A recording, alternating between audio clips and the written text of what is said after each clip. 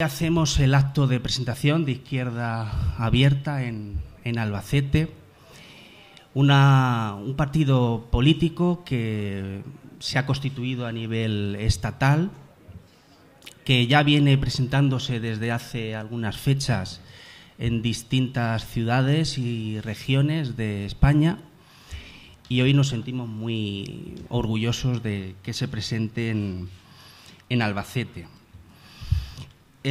Izquierda Abierta nace en el seno de Izquierda Unida, pero quiere ser un proyecto que trascienda las siglas, con el objetivo de conseguir un gran frente social y político que transforme las actuales reglas de sumisión que nos están imponiendo aquellos mismos que han provocado la crisis.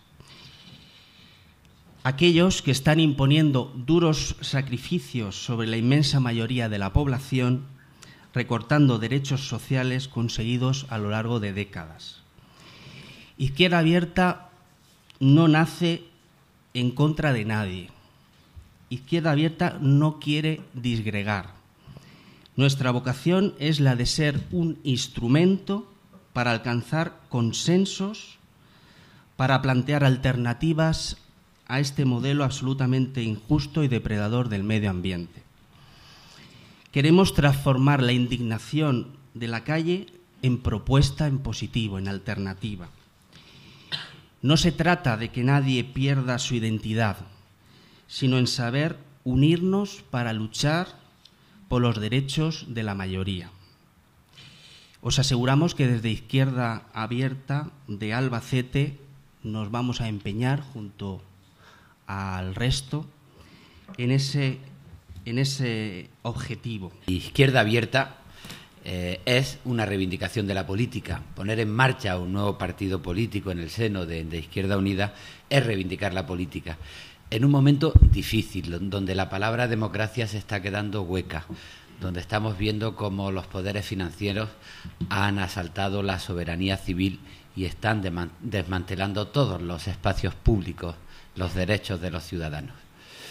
Izquierda Abierta es también una meditación sobre la política, sobre la reciente historia de la política de izquierdas en España, porque creemos que la debilidad de la política de izquierdas en España, la debilidad a la hora de enfrentarnos al desmantelamiento del Estado, tiene sus causas en la historia reciente. Vivimos una historia que yo considero que es como la de una transición interminable. Cuando murió el dictador y se puso en marcha la democracia, la izquierda estaba débil, no ya la derecha, sino la extrema derecha tenía mucho poder e impuso una transición muy controlada que recortaba el verdadero desarrollo de la democracia. No ya solo una ley electoral injusta, sino la permanencia de unos poderes sociales, financieros, que impedían la consolidación de una sociedad verdaderamente democrática. Entonces se estableció un juego de turnos que preveía la alternancia, pero no las verdaderas alternativas.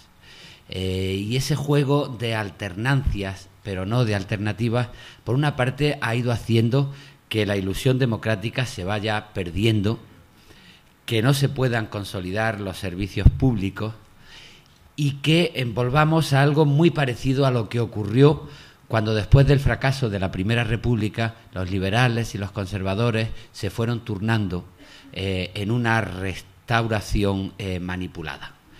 Cuando la política oficial se separó de la España real, lo que hubo fue un descrédito de la política.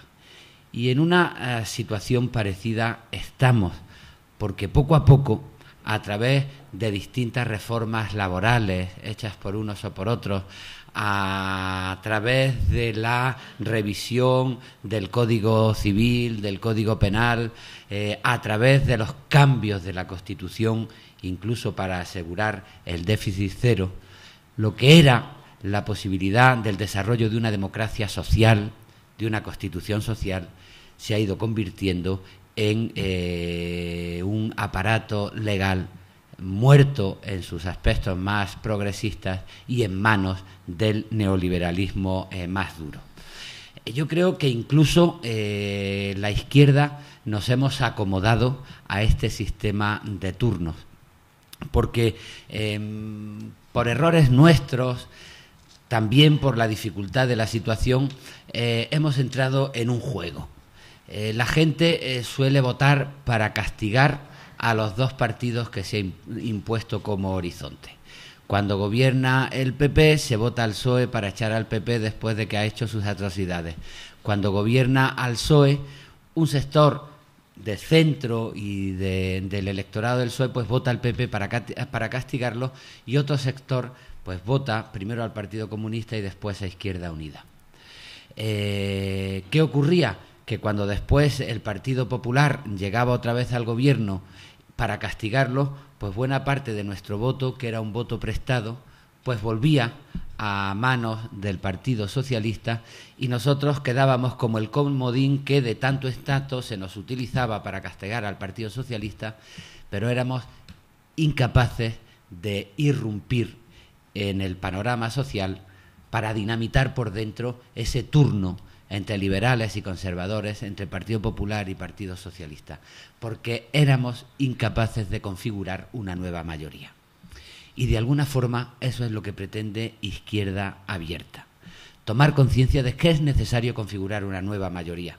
Izquierda Abierta nace con voluntad de sumar y nace dentro de Izquierda Unida porque queremos participar de lo que es la historia de la emancipación humana y la historia de la emancipación social, que en nuestra historia concreta de españoles está encarnada en Izquierda Unida. Pero queremos dar un paso más. No queremos quedarnos con la tradición de esta historia. Queremos abrirnos, queremos configurar la nueva mayoría, y hay muchas organizaciones sociales, muchos movimientos sociales, desde el ecologismo, desde la solidaridad, pero también desde la propia experiencia real, que deben formar parte de esa configuración de una nueva mayoría. Y queremos ser puentes para intentar hacer una militancia amable en el interior de Izquierda Unida, pero también para incorporar a una mayoría social que hoy no está dentro de Izquierda Unida y que nos hace falta para defendernos del asalto de los mercados. Como no seamos capaces de configurar una nueva mayoría, la situación es tan grave que dentro de nada se va a ver como inevitable lo que ya están defendiendo algunos medios de comunicación que van de progresistas. Hay que hacer un pacto nacional. El Partido Popular y el Partido Socialista tienen que unirse para salvar a España. Y eso lo único que va a significar es llevarse una vez más parte del voto de la izquierda a las políticas neoliberales, a las políticas al servicio de la especulación y de los banqueros. Tenemos que ser capaces de llevarnos a una parte importante de la izquierda que hoy está en el Partido Socialista hacia una izquierda abierta, clara, capaz de dar la batalla contra la cultura neoliberal. Hemos tenido la responsabilidad durante casi una década de gobernar una fuerza política que, si no existiera, habría que inventarla, que es Izquierda Unida, y ahora damos el paso para constituirnos en formación política, en partido. Un partido político sui generis en dos sentidos, ¿no? En primer lugar, porque no es un partido político que pretenda competir, mucho menos con Izquierda Unida, pero competir con otros partidos políticos electoralmente. No es ese nuestro objetivo. En ese sentido, somos un partido político atípico. Y somos también atípicos porque no queremos ser, o mejor dicho, queremos formar parte del cambio en la forma de los partidos políticos, porque creemos que ahí está uno de los problemas del país. Uno de los problemas de nuestro país, probablemente uno de los problemas también europeos, es que la forma partido se ha quedado vieja. Yo recuerdo, ante la emergencia del 15M, una viñeta que decía: salieron todos a la calle y nos volvimos todos viejos, o más viejos. Bueno, pues los partidos políticos nos hemos quedado viejos porque ya lo éramos, pero quizás el movimiento 15M, quizás el reto que hay hoy en Europa nos ha demostrado que lo éramos y que tenemos que cambiar, que estamos emplazados a cambiar desde el punto de vista de las ideas, que nosotros creemos que es necesario, pues, adaptar a los nuevos tiempos, manteniendo los valores que nos identifican como organizaciones de izquierdas, pero también tener en cuenta los cambios y las realidades de hoy, que no son los mismos de los que formaron estos partidos en el siglo XIX, pero también y fundamentalmente nos piden los jóvenes, y nos pide la gente de hoy, cambiar nuestra forma de organización. Porque quizás los partidos políticos de la izquierda, que hemos vivido una historia traumática, muchos años de clandestinidad, tenemos un sello cultural que, si bien pues nos acoge a los que estamos formando parte de ellos, no es precisamente un sello cultural que atraiga a los que nunca han estado en un partido. Ni nuestras crisis, ni nuestros conflictos, ni nuestras confrontaciones, ni nuestras familias les explican mucho de lo que son las necesidades de los ciudadanos, de lo que son las prioridades en estos momentos de hacer política. Creo que esa es la reflexión que nos ha llevado a constituirnos en partido político y a intentar ser una nueva formación política o intentar contribuir a una nueva formación política. Porque además esto se produce en un momento muy complicado desde el punto de vista económico, pero creo que fundamentalmente desde el punto de vista político. Hay quien dice que esta crisis originalmente es una crisis económica. Yo siento disentir. Yo creo que es una crisis esencialmente política. Este fin de semana pudisteis leer en un periódico de tirada estatal la evolución de las rentas en nuestro país y podéis verlo en cualquier periódico y en cualquier información internacional. La evolución de las rentas aproximadamente desde fines de los años 70 es de una desigualdad pavorosa. Es decir, una parte minoritaria de la sociedad, que puede estar entre el 1 y el 3%, se está haciendo con la inmensa mayoría de la renta, tanto desde el punto de vista territorial como desde el punto de vista social.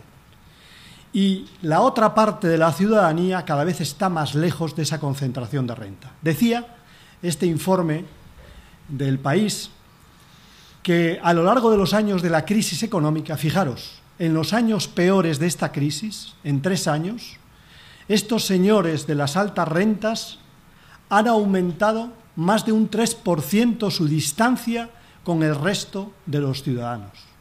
Es decir, nosotros, la gran mayoría, nos hemos empobrecido, ellos, la pequeña minoría, se ha continuado enriqueciendo, incluso se ha enriquecido más que en el pasado. Y, por ejemplo, decía cosas muy llamativas que yo quisiera también introducir en el debate y en la reflexión. Una muy llamativa era que estos directivos de empresa, no estamos hablando de los grandes capitalistas de empresa, no estamos hablando de los grandes propietarios, hablamos de sus mediadores, ya hablamos de sus gestores, ¿no? Pues estos gestores ganaban ya aproximadamente en estos momentos 25 veces el salario medio de un trabajador de su empresa. 25 veces.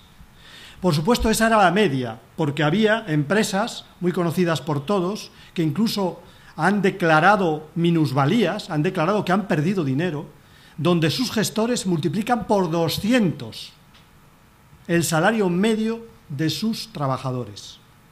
Es decir, asistimos por una parte a un aumento de la desigualdad, pero asistimos también a una sociedad en la que una parte minoritaria atraca no solamente al conjunto de la ciudadanía, sino también incluso a sus propios accionistas, porque había un dato muy llamativo y era que las empresas en las que había aumentado la diferencia salarial en favor de sus gestores habían perdido valor en sus acciones. Es decir, por ejemplo, alguna había perdido valor en el 70% en sus acciones y, sin embargo, sus gestores habían aumentado el reparto de sueldos, mientras los dividendos caían de forma evidente. Yo creo que eso pone en cuestión, yo creo que algo muy importante que se ha producido a lo largo de los últimos tiempos, y es que la crisis que hemos vivido no es tanto una crisis económica, sus consecuencias son económicas, pero en origen es una crisis política. Alguien decía recientemente que es una crisis de desigualdad. Creo que era Paul Krugman, decía, es una crisis de desigualdad, porque esa política o esa disparidad de las rentas, esa desigualdad tan profunda, ha provocado, por una parte, que haya un gran capital ocioso que se dedica a invertir fundamentalmente en especulación financiera, en especulación con los alimentos, que están provocando hambrunas, en especulación también urbanística. Eso es una parte de la crisis económica, la especulación. Pero también alimenta esa especulación el empobrecimiento de la clase media. La clase media, que se ve empobrecida, recurre al crédito y en algunos casos a un crédito suicida, a un crédito que la hipoteca de por vida. Pues bien, la conjunción de la especulación, de los capitales que se orientan hacia aquella inversión más rentable a corto plazo, más el endeudamiento a través de créditos hipotecarios y créditos personales de buena parte de la ciudadanía para mantener una renta, eso es lo que ha provocado la crisis financiera que se dice a nivel internacional. Por tanto, causas políticas, consecuencias económicas, por supuesto, consecuencias económicas en una crisis financiera que ahora es una crisis de la economía real y ahora ha puesto en evidencia más recientemente la crisis de Europa. Ha puesto en evidencia otra crisis política, la crisis política de una Europa que pensó por un momento que bastaba únicamente con ser un mercado, aunque tuviera una gran debilidad política, y se ha dado cuenta en este momento que ser un mercado no garantiza nada, sino que te puede llevar al abismo, como en estos momentos estamos caminando en la Unión Europea, precisamente no porque nos falte economía, no es cierto, porque nos falta política, porque nos falta capacidad de intervenir, por ejemplo, para relanzar la economía, que todo el mundo ahora, llegados al borde del abismo, todo el mundo se convierte al sector público y a los relanzadores de la economía, porque nos falta también una política europea de carácter fiscal, porque nos falta una política social europea, porque todo eso falta política en Europa. Y en ese sentido, recordaba cuando Luis hacía una referencia histórica, recordaba un debate que se produce en un momento determinado, que se puede parecer mucho a este también. La Restauración se parece por una parte, pero el 98 también se parece a esto, ¿no? Esta sensación de desesperanza. Es decir, una España que pensaba que en aquellos momentos era la España imperial, que su futuro solo podía ser mejor, nos pasaba a nosotros hace una década, solo podía ir a mejor, no, en general. Había un ambiente de euforia económica, política, de todo tipo, ¿no? Solamente algunos cenizos pues decíamos, oye, cuidado, que esto va mal, que hay mucha especulación, que la vivienda no puede revaluarse de la manera que se revalúa, etcétera, ¿no? Pero digamos que había esa sensación. Hoy la sensación es de desesperación y de desesperanza. Y decía Camus que la sociedad política a veces es fuente de desesperación. Él hablaba de la sociedad política también de los años 40, ¿no? Yo creo que nosotros deberíamos intentar no contribuir a la desesperanza, no contribuir a la desesperación ni a la resignación, que son los riesgos de la política del miedo. Pero en el 98 se produjo un debate, aparece en un libro que su título es Todavía el 98, y es un debate, me parece que es entre Ganivet y Azaña, entre un regeneracionista, no sé si es con seguridad Ganivet o Ramiro de Maeztu, y Azaña, no sé cuál de los dos es, pero bueno, hay un debate ahí entre ellos dos con respecto a... Ortega, ¿no? Ortega y Azaña. Ortega es más bien el debate nacional. Pero sobre cómo superar los males de España, ¿no? Unamuno y Azaña. Y el regeneracionismo propone que la forma de superar, además os sonará muy actual, la forma de superar los grandes males de España, dice el regeneracionismo, en su historicismo habitual, es la educación más el cirujano de hierro. Lo fundamental era el cirujano de hierro. Bueno, pues en estos momentos es muy actual porque tenemos muchos que se apuntan a ser cirujanos de hierro. Sin lugar a dudas, es la cirugía de hierro la propuesta política fundamental hoy de la Unión Europea y también de nuestros propios gobernantes. Pero Azaña, que era un político, yo creo que en toda la extensión de la palabra, Azaña decía, no, esto no se soluciona de una manera imperativa, no se soluciona de arriba a abajo, esto se soluciona porque dos clases que forman parte del ser de España, decía, se pongan de acuerdo en un proyecto común. Y Azaña lo formuló, bueno, pues como la burguesía republicana y el movimiento obrero. Decía entonces que la burguesía republicana y el movimiento obrero podrían tener un proyecto modernizador y democrático para España. Bueno, pues yo pienso que en estos momentos ese debate está encima de la mesa y todavía la izquierda no ha dado una respuesta a ese debate. La izquierda incluso que nosotros representamos, la izquierda que tenga aspiración, no solamente aspiración de mejorar electoralmente, que vamos a seguir mejorando electoralmente, no me cabe ninguna duda, pero por incomparecencia al contrario. Y yo creo que la izquierda no debe aspirar únicamente a eso. La izquierda, en estos momentos, se juega el futuro de Europa y el futuro de España. Por tanto, debe ser mucho más ambiciosa y tener mucha más responsabilidad. Porque lo que se está produciendo también en estos momentos es una profunda crisis de la política, y aquí entra otro de los valores tradicionales del republicanismo, ¿no? Hace poco tiempo alguien hablaba de una crisis de la fraternidad.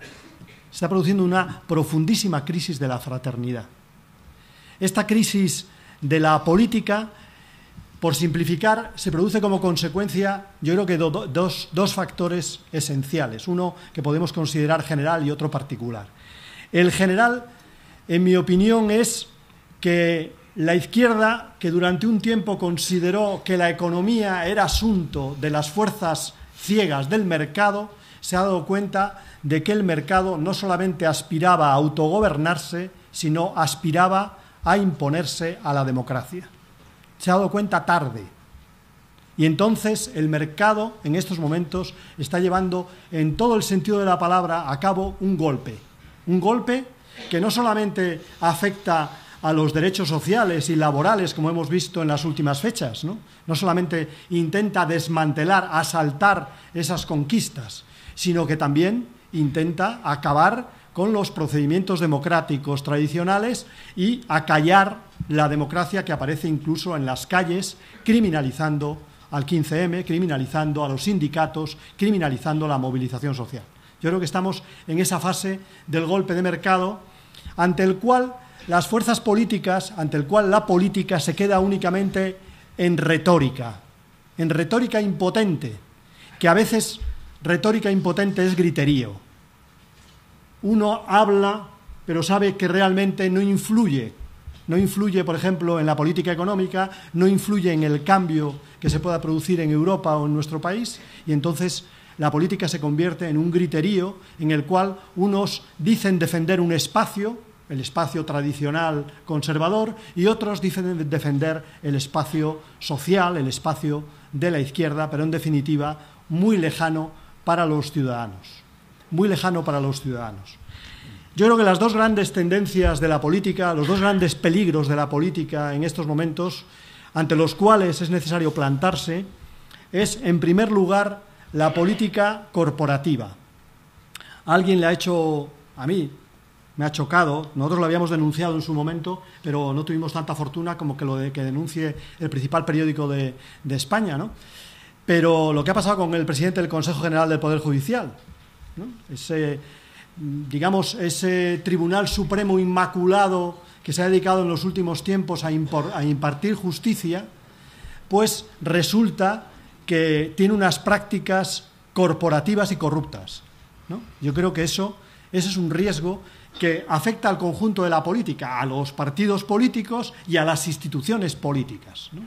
Tal y como las conocemos, y eso hace y provoca que los ciudadanos se sientan muy lejanos de esas instituciones corporativas cerradas, de casta y a veces corruptas, ¿no? Y otro riesgo, también otro riesgo que hemos visto pues en Grecia, que hemos visto recientemente también en nuestro propio país, es algo que tiene que ver con la política, pero a veces con lo peor de la política, y es el populismo. El populismo también está muy presente en nuestra sociedad, y es el populismo que tiene soluciones muy simples para problemas muy complejos. El problema, decían otro día en Grecia, son los inmigrantes.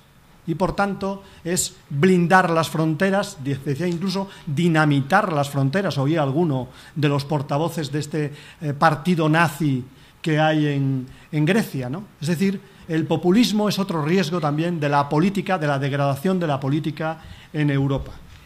Yo creo que por eso es muy importante que la izquierda sea capaz de reflexionar. Porque si no, la sociedad política va a ir por un lado y la política institucional va a ir por otro. Si no, habrá un alejamiento cada vez mayor entre la sociedad política y la política institucional, y fundamentalmente eso a quien beneficiará será al golpe de mercado, al corporativismo y al populismo. Yo creo que si algo podemos hacer desde iniciativas sociales o desde iniciativas políticas como Izquierda Abierta es tratar de soldar esa necesaria fraternidad. Esa fraternidad entre los sindicatos, que son una parte fundamental de la defensa de nuestras conquistas, entre los jóvenes que ahora se movilizan y se politizan en el 15M, y los no tan jóvenes, y luego, por otro lado, también las fuerzas políticas que aspiramos a representar la emancipación humana. Yo creo que esa fraternidad es otro de los objetivos fundamentales de Izquierda Abierta, un objetivo esencial de nuestro proyecto. Por tanto, que nadie busque en nosotros ningún tipo de división, ningún tipo de confrontación, ningún tipo de fracción. Hemos aprendido también de eso. Si algo ha sido negativo en la izquierda en los últimos tiempos, ante situaciones de crisis, yo creo que lo vemos en Grecia, lo vemos prácticamente en las recientes elecciones alemanas, son dos cosas que parecen antitéticas, pero a veces forman parte del mismo modelo. Si algo ha sido negativo en la izquierda ha sido ante la inseguridad de los tiempos que cambian, el cierre de filas dogmático es una forma de suicidio por parte de la izquierda. Es únicamente una seguridad externa, pero en realidad plantea una gran impotencia a una fuerza política cuyo objetivo fundamental es cambiar la realidad. Si no puedes cambiar la realidad, no eres una fuerza política, serás una congregación religiosa y ni siquiera una cofradía, porque eran los partidos políticos de entonces. Entonces, yo creo que ahí hay todo un reto para una formación política en no dejarse llevar por el dogmatismo, por el cierre de filas. Pero tan negativo como este es aquel planteamiento por el cual todo empieza con nosotros. Es la teoría del ave fénix, ¿no? Que es que hay que prácticamente llegar al fondo de la mina. Los mineros son mucho más, en ese sentido, socarrones y dicen, llegaste al fondo, ahora empieza a cavar, ¿no? Pero algunos piensan que es la forma de llegar al fondo y tener cenizas, y a partir de las cenizas resurgirá una izquierda que no tendrá ninguno de los lastres del pasado. Yo no lo creo. Todos los experimentos que se han hecho de esa forma han terminado o en los aledaños del astro rey o han terminado frustradas. Por tanto, no deberíamos volver otra vez ni al dogmatismo ni, por otra parte, a la ruptura, a la fracción o a la búsqueda de ese planteamiento del ave fénix. Por eso Izquierda Abierta quiere ser una formación política dentro, ineludiblemente dentro de Izquierda Unida.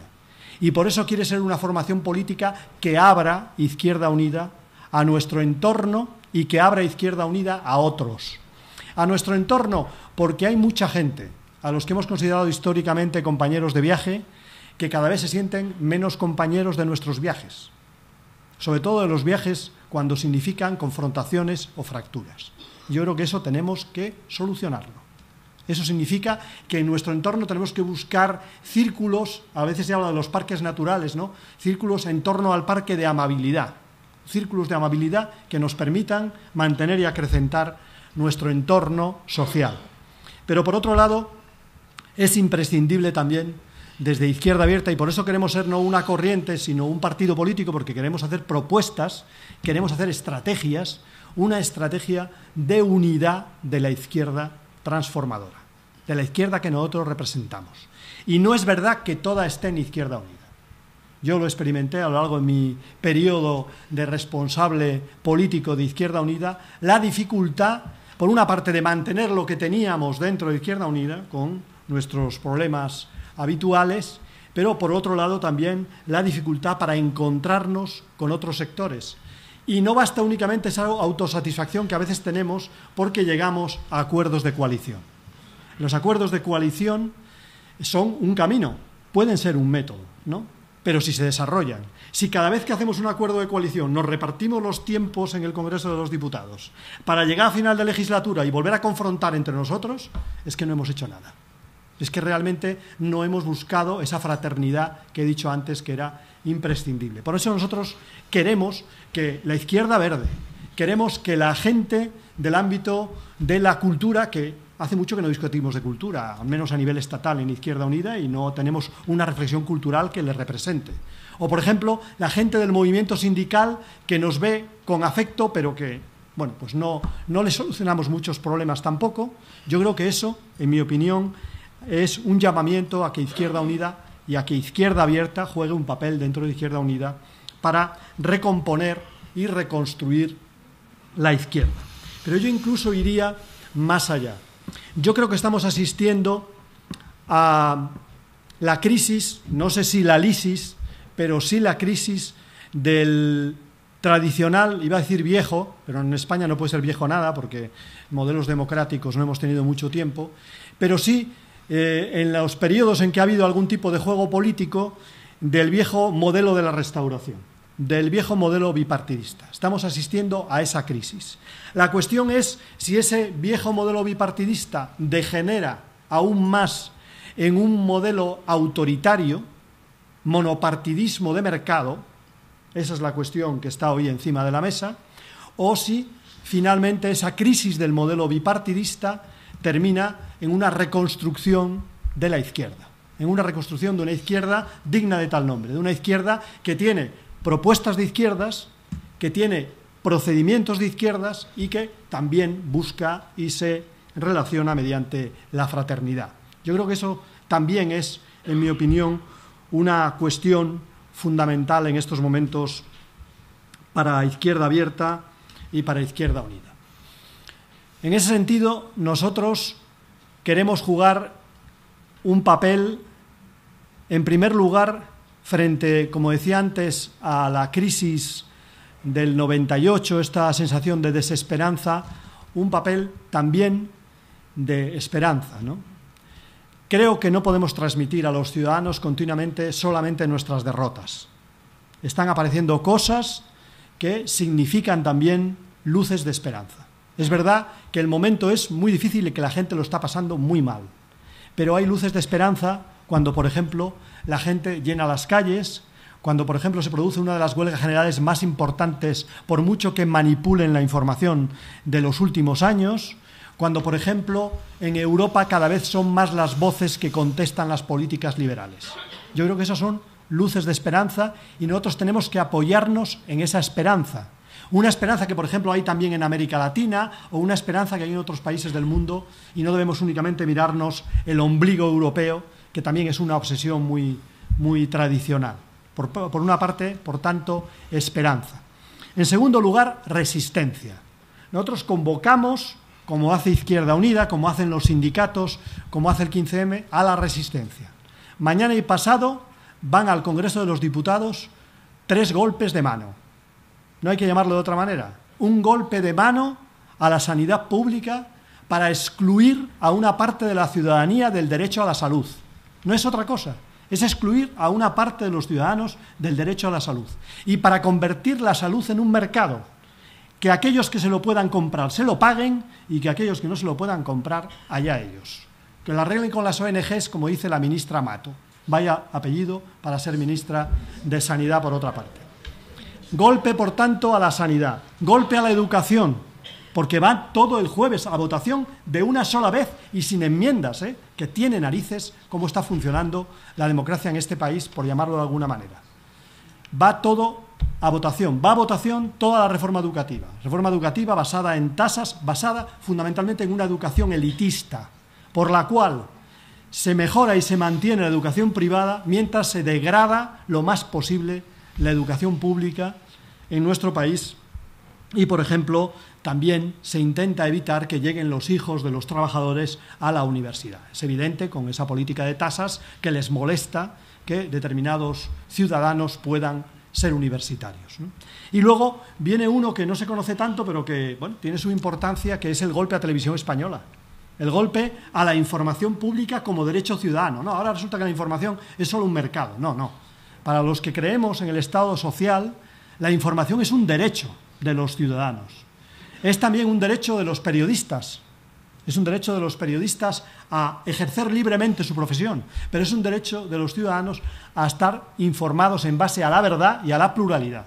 Y eso, en estos momentos, está en riesgo en el Congreso de los Diputados. Por eso creo que tiene que haber resistencia. Y nosotros queremos formar parte de esa resistencia. Pero en tercer lugar, y termino ya, tiene que haber también propuestas. Y no valen las propuestas del pasado. Yo os digo algunas cosas en que no vale. No vale el modelo de gestión de las cajas de ahorros. No nos vale para decir a los ciudadanos que queremos una banca pública. No vale. Sencillamente, ese modelo de gestión no lo podemos justificar. Y aquí lo sabéis perfectamente. Por lo tanto, nosotros tenemos que cambiar también mucho.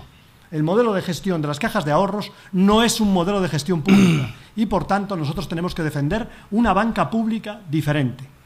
No vale el modelo federal europeo, no es verdad.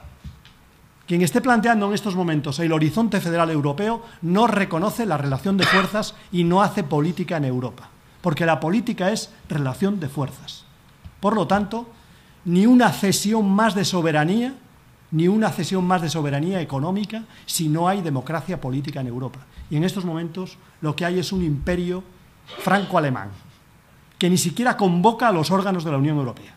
Hay que decirlo claramente. Por tanto, no nos vale el modelo o el debate que hemos tenido sobre Europa. Y también tenemos que cambiar nuestro modelo de debate productivo. Yo lo decía estos días en las enmiendas que nos han llegado al Congreso de los Diputados. Decimos ser una organización política que hemos asumido ya el pensamiento verde, pensamiento feminista, la sostenibilidad. ¿Os asombraría? No creo que os asombre ver que el 80% de nuestras enmiendas son productivistas. La mayor parte de ellas, más carreteras, más ferrocarril y venga cemento, a ver si podemos cementar el conjunto del país. Bueno, yo creo que eso también significa que si bien hemos incorporado teóricamente el pensamiento alternativo, el ecologista, el feminista, el pacifista, no lo hacemos así en la práctica o tenemos dificultades también para hacerlo en la práctica y por tanto tenemos que llevar a cabo una reflexión en esa materia y esas son las reflexiones que necesita también la izquierda y de las que nosotros queremos formar parte. Termino con una referencia clásica. Normalmente se asimila la izquierda, que aunque hayamos pasado de partido de vanguardia a partido de masas, seguimos pensando todavía en que somos partido de vanguardia y no tenemos masas, o no tantas como querríamos, que nosotros nos representamos con el mito de Prometeo, ¿no? Cogemos la inteligencia de los dioses y se la entregamos a las mujeres y a los hombres. Yo creo que esa visión dirigista, esa visión vanguardista de la política, si no había muerto en el 15M, está muerta. Está muerta y cuanto antes lo reconozcamos, mejor. Por lo tanto, digamos, una visión podría ser más escéptica, podéis decir, ¿no? Pero más realista es Penélope, ¿no? Y además tiene que ver también con el protagonismo del género. Bueno, pues yo creo que ir tejiendo esa fraternidad entre lo social y lo político y dentro de la izquierda. De eso se trata desde Izquierda Abierta. A eso os convocamos, pero a eso convocamos al conjunto de la ciudadanía, porque lo que está por delante es parar el golpe de mercado y reconstruir la izquierda, que en buena parte está en esta crisis que estamos viviendo. Si la izquierda no fuera como es, esta crisis no hubiera tenido lugar, porque la crisis es fundamentalmente una crisis de debilidad política de la izquierda. Por tanto, llamamos a la fraternidad y llamamos a la reconstrucción de la izquierda. Muchas gracias.